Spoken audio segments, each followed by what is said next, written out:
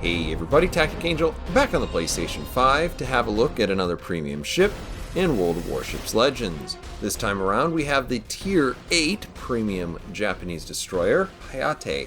For this review we'll start out with some history, move into analysis, discuss commanders, run down the stats with you, and then finish off with some gameplay. If you do want to skip around it all though, please check out the time codes down in the description. The Hayate is based around the same sort of logic that brought us the ZF-6 that we have in game.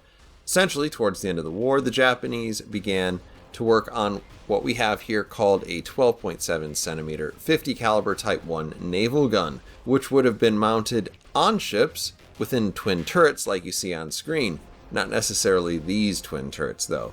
These guns would have allowed faster reloads and an elevation up to 85 degrees, which means that they would have been considerably better as dual-purpose artillery than existing Japanese 5-inch guns, which, while capable of doing the role, tended to lack the targeting, traverse, and, in particular, rate of fire necessary to actually be effective for anti-aircraft purposes.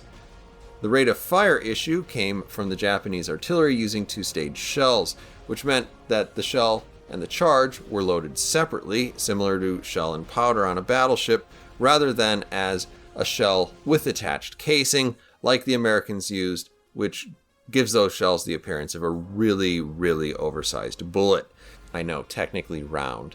The project was changed to a land-based anti-aircraft single mount for defense of military and industrial centers. It was at this point, when it was no longer a naval gun, that the Type 1 was renamed to Type 5, which makes the description in-game a bit odd, but nevertheless only one of those prototypes were ever built, and that was found in the debris surrounding the Kure naval yards after the war. In this case, the Hayate is essentially a rendition of the Type 1, just labeled Type 5, on a modified Shimakaze hull.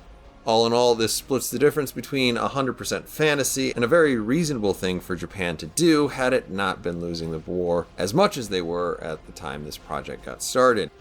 Like every Japanese destroyer offered as part of a campaign, at least to this point, the Hayate in World of Warships Legends is a very strong destroyer. But unlike her fellow Japanese destroyers, her strengths are largely not derived from the same characteristics.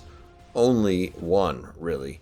The strengths of this ship, in my opinion, are its main battery guns. They share the same superior high explosive damage and fire chance as most Japanese destroyers, but they actually have a good rate of fire. This combines to make a very potent gunboat which is capable of dueling with almost any destroyer she can face, as well as harassing battleships with both direct damage as well as the prospect for burning for a long time. Ships that can see you will also have to think whether or not you've shot torpedoes at them, because Hayate's fish hit like a megalodon and as such almost always cause flooding. The downsides you'll have to deal with is a potential gunboat with most of its firepower on the back of the ship. That means your target is going to have to want to fight you in order for this ship to really work out oftentimes. And if they do, and are capable, you're going to have to deal with the sort of wide turning circle, average speed, and unexceptional rudder that comes with this ship. It's also worth mentioning that though the Hayate's torpedoes are very similar to Yugamo's, the reload adds a literal minute before your torpedoes will be ready again, and that may make a difference in your enjoyment of this ship. As far as who will enjoy playing this ship, my guess is that destroyer players out there who like knife fights will find the Hayate pretty entertaining. Though this looks like a Japanese destroyer, she's probably not best played exactly like one, preferring to hold off on spamming torpedoes for more tactical and predictable use. She'll be more popular among those who are willing to gun down her opposition. Traditional Japanese torpedo boat commanders may find this ship a bit underwhelming just because the never shoot your guns philosophy is going to take away the better of the two options for Hayate. And if you're a fish-only kind of Japanese destroyer player, you'll really have a lot more fun playing Yugamo. In terms of commanders, there are several ways to run this ship, and I'll try to give each of them their full voice here, but I'm going to start with my personal favorite. With better artillery than other Japanese destroyers, a reasonable reload, and decent turret traverse, running this ship with Kurita is a strong option.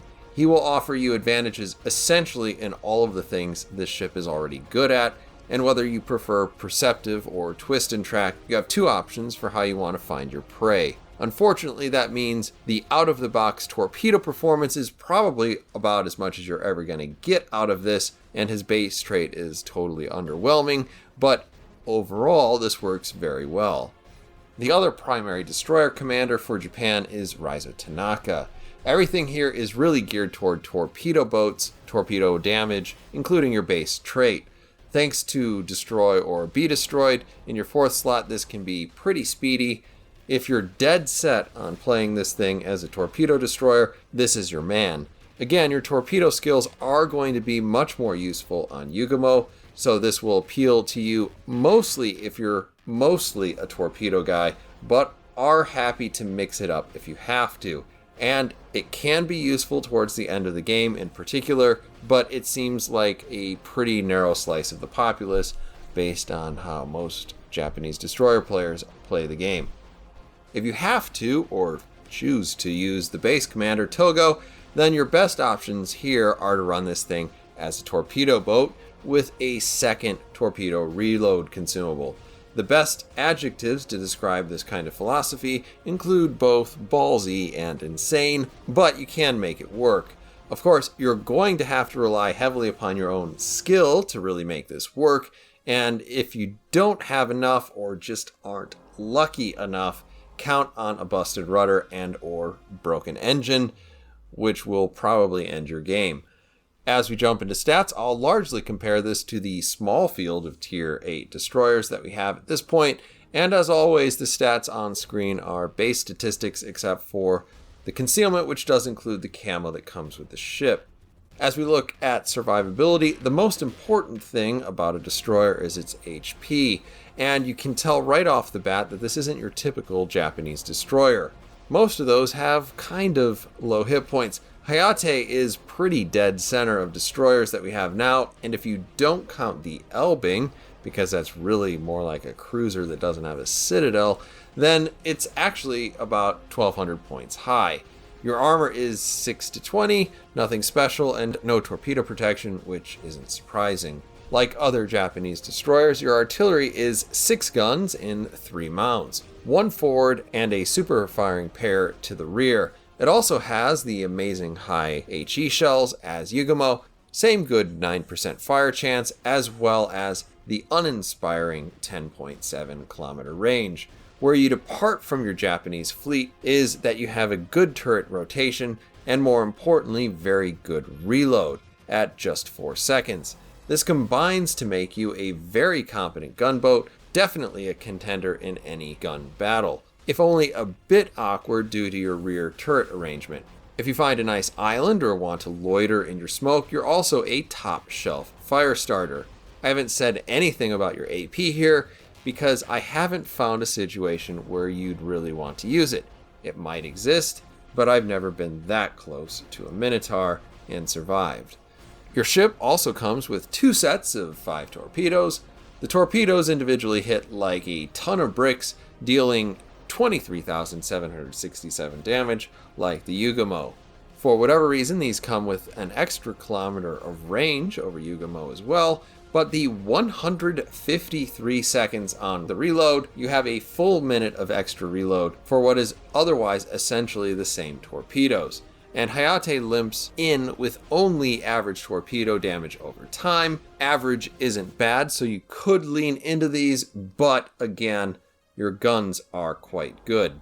The anti-aircraft protection of Yugumo is surprisingly average, which for fans of Japanese destroyers probably actually sounds like a good thing, since these ships are traditionally laughably incapable of defending themselves. Still, this 51 rating is within a point or two of what you would expect, and 88 damage per second is unlikely to drive off too many carriers from attacking you, and you often may want to turn this off when functioning independently, where 5 kilometer range will probably draw more planes towards you than away from you.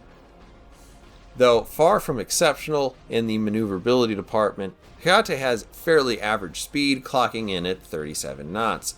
This is a noticeable improvement over ships like Yugumo, She does pay for that with a relatively wide turning circle of 750 meters. That's in between Mogador and Delny, both of which earn their wide turning circle with much higher speeds. The 4.6 second rudder is also not very good, but not so long as to be really all that notable. It's more the turning circle that hurts this ship. It is possible that you will be able to execute much more of whatever turning you need to take prior to being spotted, though, by your enemy. In spite of having little in common with other Japanese destroyers, other than your form factor, you are gifted with a similar low sea detectability. Amongst destroyers who are going to want to get into a gunfight, this is usually going to give you at least 200 meters spotting advantage, more like 500 meters in many cases if they also want hit points, or close to a kilometer with Russian destroyers. As we jump into consumables, Hayate resembles Kagero in her arrangement. You have, obviously, your damage control party, followed by a traditional smokescreen. For a ship that can loiter in its own smokescreen and actually put out respectable damage and fire numbers with its main battery, this is an attractive option. You do have the option to trade this out for a torpedo reload booster.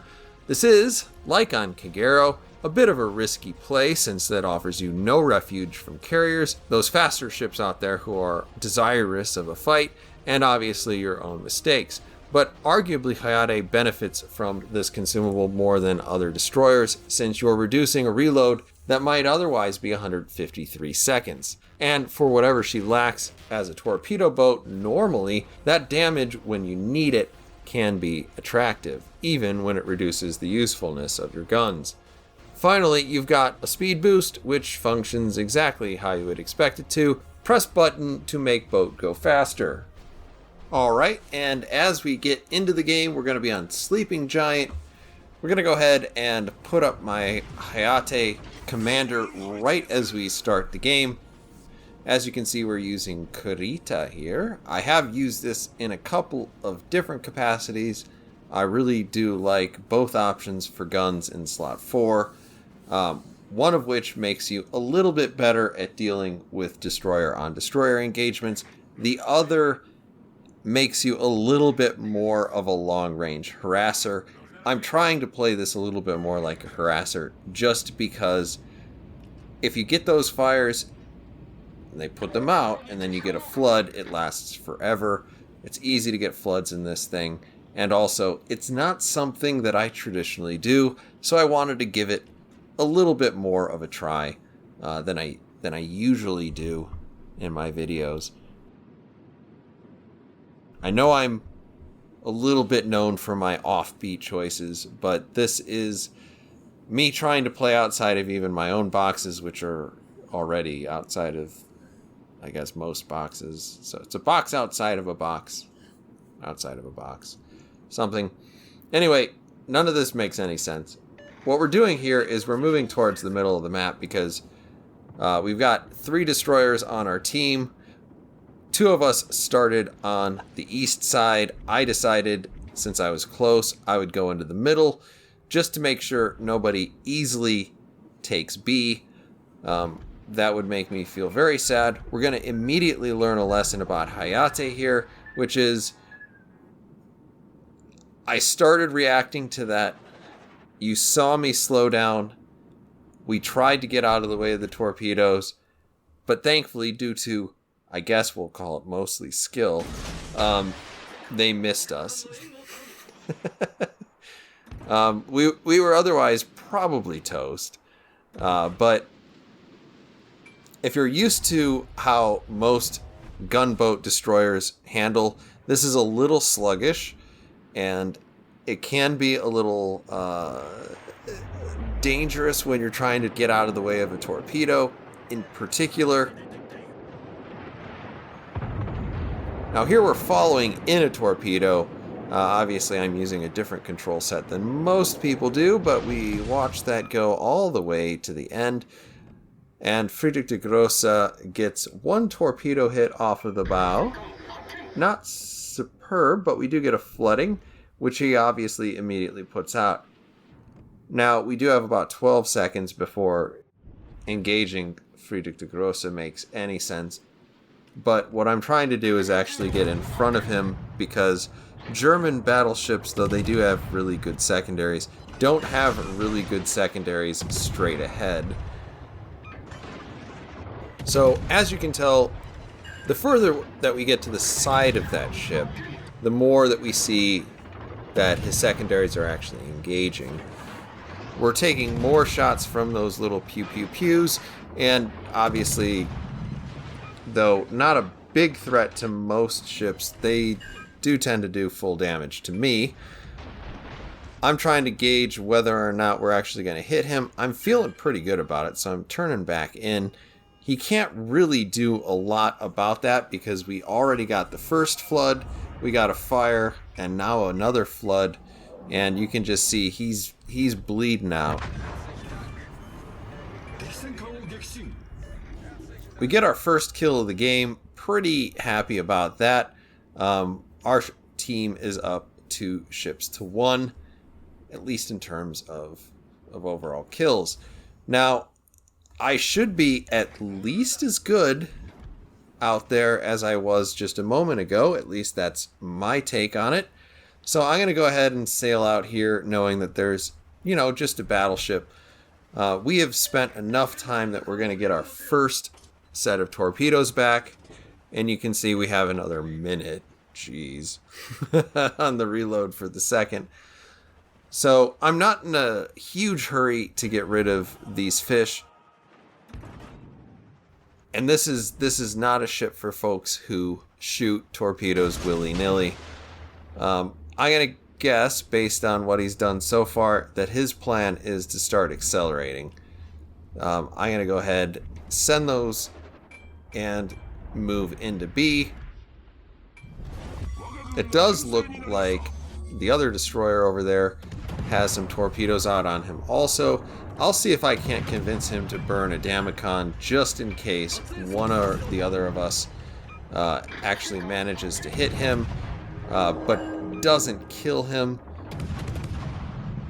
It looks like ours are converging pretty much as you would expect. We're only going to hit with a maximum of 1 shooting from the rear.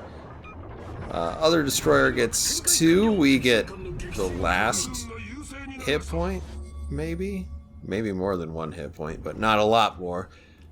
And me managed to finish him off as well. We're up 3 ships to 2 now, but looking at how everything is sort of arranged, this isn't a super strong point for our team. Getting through these gaps is a little bit of a beast and tends not to go all that well. I'm going to swing out here to the west side of the center island. And I'm kind of trying to get a feel for where is the next person going to be coming through. Because I don't want to be too cavalier and just run out there and immediately get shot. GK seems to be the only thing that we have even a little bit of chance to shoot.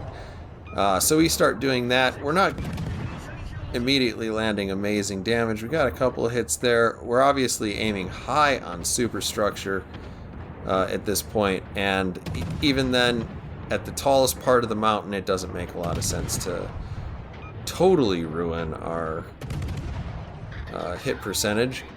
So we hold off there for a few seconds, and then we're just hoping to maybe start a fire. I can't even tell if he's on fire. TacticAngel, you should probably just press the button that lets you follow your shells. Yeah, it would be pretty solid critique there, viewer. I agree. But I didn't. So we're just gonna keep shooting. Maybe it's something. Who knows? There was 710 damage.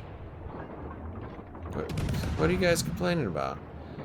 So anyway, we don't play all these games perfectly, clearly. And we've got a few thousand damage into the GK. We were kind of hoping to shoot at that Japanese battleship in the distance, which we got just a glimpse of. He goes kind of out of sight. We're thinking he's going to pop back up. He does. We aim at him, he doesn't. We re-aim at him, he does, and he's now out of range. So, nothing much happening there. This is one of those things that if you are lucky enough to get behind a set of islands, this also works completely well in a smoke screen. You can be a really effective HE damage dealer. Against this Elbing, I'll do a pretty good amount of damage because every time I hit him, I'm going to be getting full pens. We get 2,800 damage in some cases there. He's starting to maneuver pretty aggressively, so it's going to be hard to kind of hit him over an island. And eventually we just start taking it out on the island itself.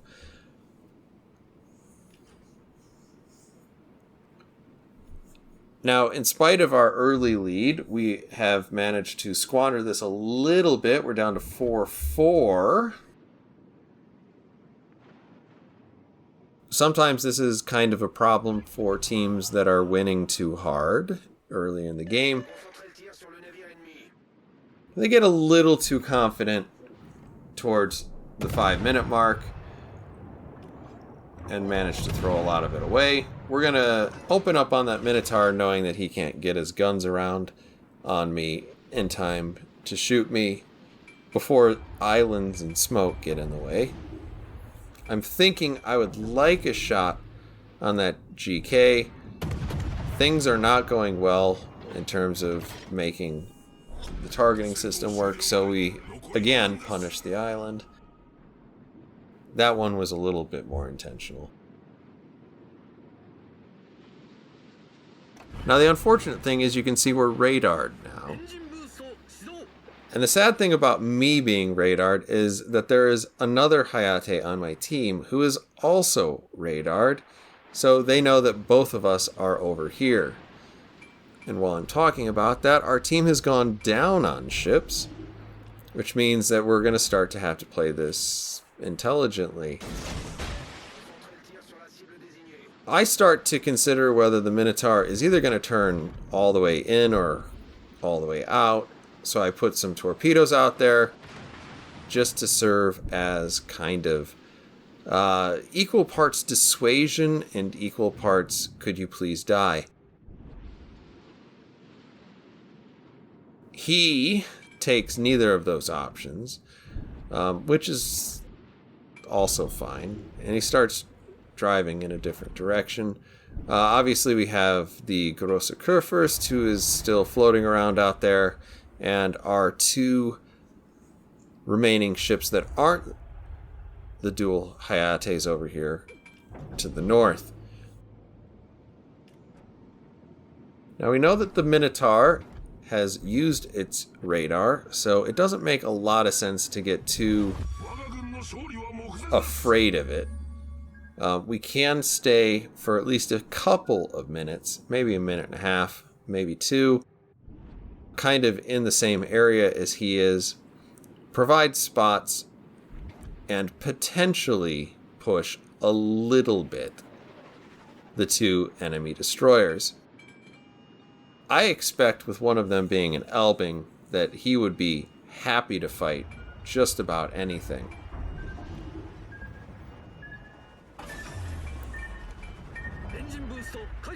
But on top of the spotting that we're doing here, we're also just trying to make sure that somebody can see him. I believe the Hayate behind me has probably considered dropping another smoke screen.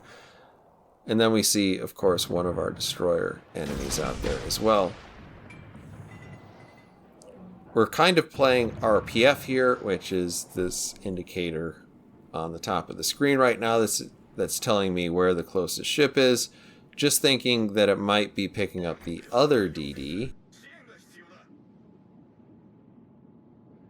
Backing into this is strategic because I know if the Elbing does pop out, he will bounce most of his shots at this kind of steep angle. Everything basically that doesn't go into my superstructure. But we're kind of trying to keep track of what what is going on. I can't really reliably back up into an engagement there. I know the other Hayate wants me to cover him, but we only have 130 seconds? No, it's more like 90 seconds, TacticAngel, left in the game. The one sad thing about this particular replay is that we don't get a really good sense of what this ship can do against enemy destroyers. I will say that I am very happy with how this performs against enemy destroyers,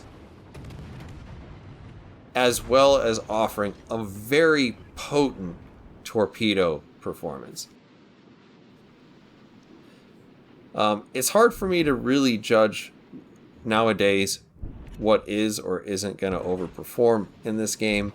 I suspect that Hayate will marginally overperform, dragged down by a lot of people who think that this is going to be best played like other Japanese ships. I don't think that's the case.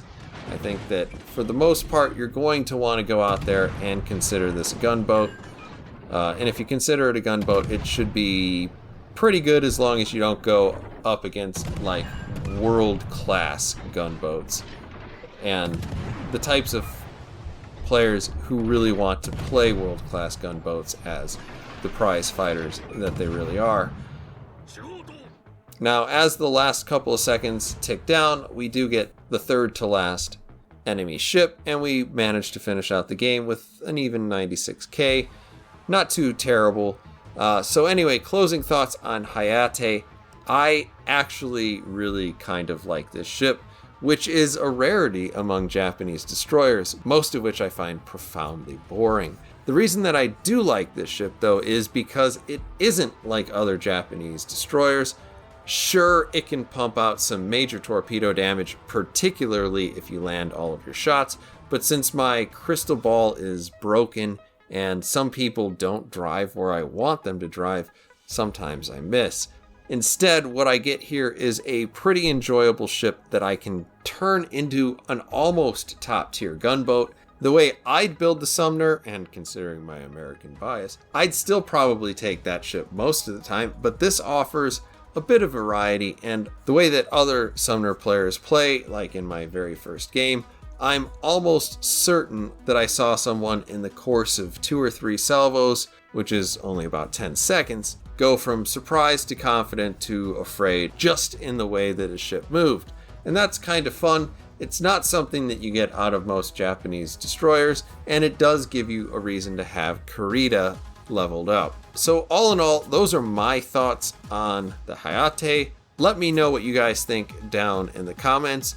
Hope you've enjoyed the video, and as always, I'll see you on the next one.